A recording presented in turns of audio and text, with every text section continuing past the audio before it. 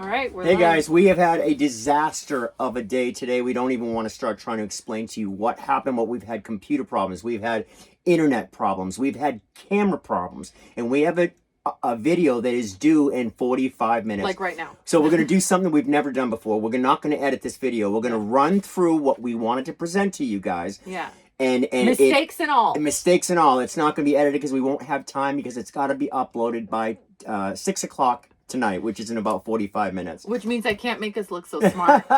So what we wanted to talk about was the past 4 years and the insanity of what we've seen, the struggle, the dying of our country, right? What has happened in this country, and we're not the only ones who feel it. I can't be the only one that's struggling, and just when I think things can't get any crazier, they do. And then something else crazy happens, and I'm still not over the crazy thing. The last crazy thing that happened. The 17th crazy thing back then. Like, I'm just feeling so overwhelmed. It's like I have to work so hard just to barely tread water and keep my nose above water. And I can't be alone in this. So this video's our attempt at the solution. This is what's worked well for us. Right. So these are 7 things that Mercedes and I have figured out over the past 4 years. These did not come overnight. These weren't painful. These have been painful lessons to both of us. And we think that these 7 things will help our friends, our family, our members, the RV Odd Squad, to try to kind of make the world a better place or find peace in a very evil, destructive, immoral world. Exactly. And so here's the 7 things that we believe have changed our lives and given us peace in an insane world. All right. Number one. The breaking news. The breaking news. Shut that off. The breaking news will break you. Turn off the news, guys. And my wife was right 4 years ago. You guys have watched our channel. You see my ups. You see my downs. I'm a passionate person. I can't fake it. I can't act. So what you see is what you get. And I've spent so many weeks this year trying to warn everybody. Like the British are coming. The British are coming. The British are coming. I don't have that kind of power. My wife said, turn off the news. Yeah. And I did. I turned it off about 2 years ago.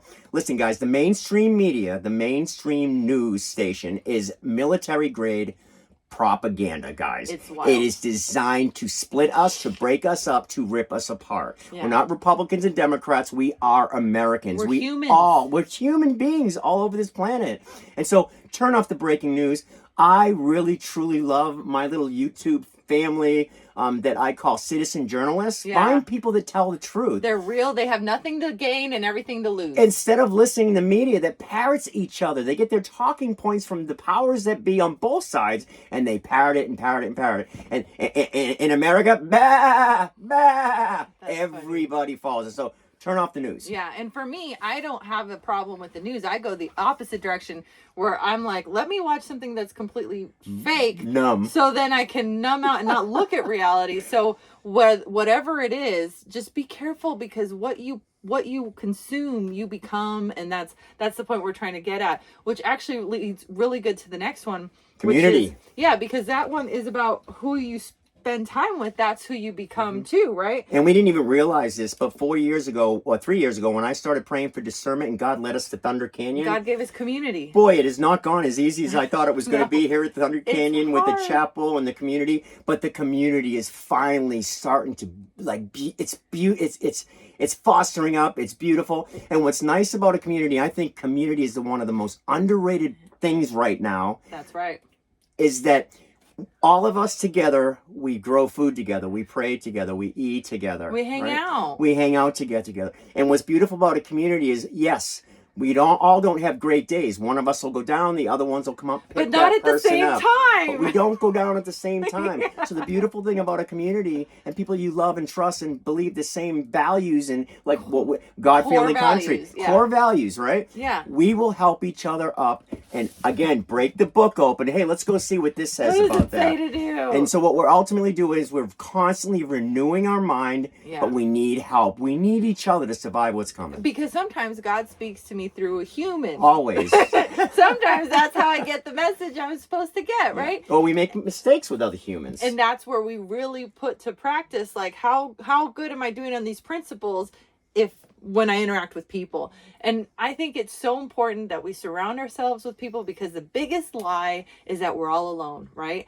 That they want us to be alone. And that's what I think. Yeah, I think the world they want us to curl up in a ball in an apartment in a 15-minute city and never go out anywhere and eat bugs. And it's like, oh no. So, you know, the biggest lie is that we are alone when we're not. The biggest lie is that, oh, how I'm feeling, you're the only one that's feeling that way. You're the only, no. Struggle is universal. We all have it. So build community, get to know your neighbors, guys. We're going to be able to help each other in the tough times that are coming our way, and the community is going to help you survive what's coming. Okay, number 3. Amen. Oh, ooh, this is good. Focus on the good. Focus on God. That's right. So for me, whatever I magnify, like magical magnifying mind, I'm looking at the problem. I focus on the problem. I focus on the problem. The problem is so big. It's not big. I'm just focusing on it. I'm the problem. And one of the biggest things that has changed my life in the past year is focus on the Bible. I've never read as much as the Bible. This is my Patriot Bible, right?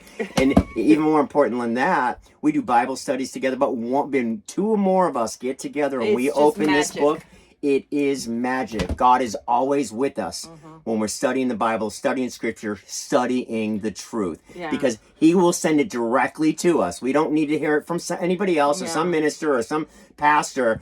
We open the book, we ask for discernment, and God's going to give us the message that we need to hear. And what's really beautiful about a Bible study when you do that with each other is you get messages through other people. Yeah. Oh. And it's just a beautiful thing. And not just that, but when I focus on the good, or sometimes, have you ever tried an ABC gratitude list? Try to think of something you're grateful for with the letter A, with the letter B, with the letter C. I can't get through H without feeling like absolutely grateful and so lucky. I got to look at all the blessings. Did I eat today? I'm winning. Yeah. Am I breathing? Woohoo. Yeah. I mean, so there's so much to be grateful for. I think I have a problem because I'm missing one arm. Someone else is missing both. Yeah, or 2 legs as well, guys. Yeah. So when you start feeling bad for yourself, that's a bad place to be. There's always somebody that has it worse than you. Be grateful for what you have. And we are so blessed to have Thunder Canyon and 270 acres in a community of 15,000 people who absolutely believe in God, family, and country, and that's the community that we're working on. Amen. Woo! All right, and then this is the big one too. So obviously we want to pray for the best, but we got to prepare and take the action. Yeah, and there's thousands of YouTube channels out there that will teach us how to prepare. So I am praying for the best. Yes. But my biggest responsibility as the male in my family, for my wife and my daughter, is to protect them, to prepare for them, to think out in front, to set up that perimeter, to have food, to have water, to have shelter, that was kind of sexy. To have all that stuff that is going to protect them. Maybe nothing happens. But it doesn't matter. But it doesn't matter because the peace of mind that I've gotten from the work that I've done in the past 2 years of getting this place ready for my family gives me peace of mind like you wouldn't believe. Because at this point right now, things could shut down in the world around Thunder Canyon. We'd be okay. We'd be fine. We've got enough food. We're growing our own food. We got chickens. We're canning together. We got chickens. We got our own eggs. We've got pure water. If they shut the supply off to the water, we've got a couple of wells in here. We have thought of just about everything, so we're ready. Preparation makes a really, really peaceful heart. Yeah, and it's not the intellectual exercise of thinking about it, but take the necessary action. I was afraid about food insecurity. I have chickens. That means I can get some eggs. Right. Yes, take the action, which actually leads really good into the next one, which is about movement, keeping yourself busy. Oh, keep yourself busy, guys. Okay, this guy, what he calls busy and what I call busy might be a little different. John's like, I gotta move. Because if I stop moving, I start thinking too much, right? Or I start watching stuff or listening to people that I shouldn't be listening to. Yeah. I always need to have some type of a project to keep me busy. That's right. And what's beautiful about that, again, it gives me a chance to renew my mind, to invite God into the picture and see what He wants me to do to help other people. Well, and when you just said something really big. I always have to have a project, right? I always have to have something to look forward to. I have to have something, and it has to be physical. It can't just be an intellectual exercise. My movement might not be as strenuous or quick as his, but I need to be constantly churning, slowly getting there. And I need to see that momentum build. But it's not enough to think about it. I have to take that action. Gotta do it. Yeah, he needs to tire himself out a lot physically. My favorite thing to do is just go out and cut the lawn because I don't have to think about it, right? And when I'm doing that, I can think about my Bible or my friends or who else I can help or what God would have me be, say, or do. It's like he needs physical labor that involves no brain thought. And I think a lot of men are like that too. I think too much. Yeah. All right, the next one, and this is the most important of all of these, Mercedes and I, go ahead. Oh, well, it's not enough to just like take some action, but I need to take accountability and responsibility. Radical, anything in my world, I'm responsible for. Yep. Right. And so what that looks like for us, you guys know we have a child. So for us, it looks like homeschooling, because I can't just sit here and gripe about the schools and gripe about this and gripe about that if I'm not taking the necessary action. And for us, like, I have to homeschool my kid, because that's how I'm creating the world that I hope will come one day. Our job is to educate our child. That's how this country grew up. Yeah. We used to be built of people that loved God, that believed in family, and then those families would form communities. Yeah. They have reverse engineered. They've pushed God out. Now they're pushing the family out. Yeah. The government is replacing dad and probably half the homes in America with a paycheck, and it's really, really, really bad. Yeah. And so the other piece of this is that Americans started getting fat and lazy and fell asleep and didn't take their responsibility as a citizen to stay involved, to really truly pick our leaders, to vote with our dollar. That's right. That is a powerful, powerful thing. And so we've got to take our responsibility seriously. We've got to re-engage, starting at the local level, in our town of Ida, with our mayor, with our sheriff, right? Yeah. Getting to know them, getting to understand where white can help, getting involved in the the local, whatever's going on in your community. It doesn't matter. Just get involved and be a part of it. You don't get to complain about something when you don't take any action towards the solution. Yeah, and if you're not homeschooling your kid, consider homeschooling your kid. Get them out of this local school systems. That's right. And then finally, okay, my favorite. This is the biggest one for both of us. This is our favorite. This is the foolproof. There is no action that works better than this to help me when I'm struggling, when I'm having the worst day ever. Get out of a funk. This is like gold to get out of a funk.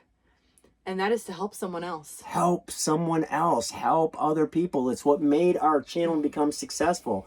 Mercedes and I went out 5 years ago and started learning things that nobody else on YouTube was talking about. Why didn't they warn me about Camping World? We made a niche out of it. We shared all of our, our good, bad, and accents, ugly. the good, bad, and the ugly. And we find a nice little niche and built an amazing community. Yeah. But it's so important that everything that I try to do today, I try to think of someone else that I can help. Exactly. And there's nothing better to get me out of a funk when I'm down and depressed and feeling fearful and worried about my country, right? Yeah. And what can we do? Oh, we're doomed, than to go and help the guy next to me fix a flat tire. Whatever it is. Or be nice to the person and hold somebody's door. Smile at people. Because one of the beautiful things about when you do something kind for somebody else, anybody who witnesses that, they also get feel that benefit of God, right? Yeah. About love one another. Yeah, and there is, I hate to say this, but when we're ruminating on our problems, it's actually kind of being selfish.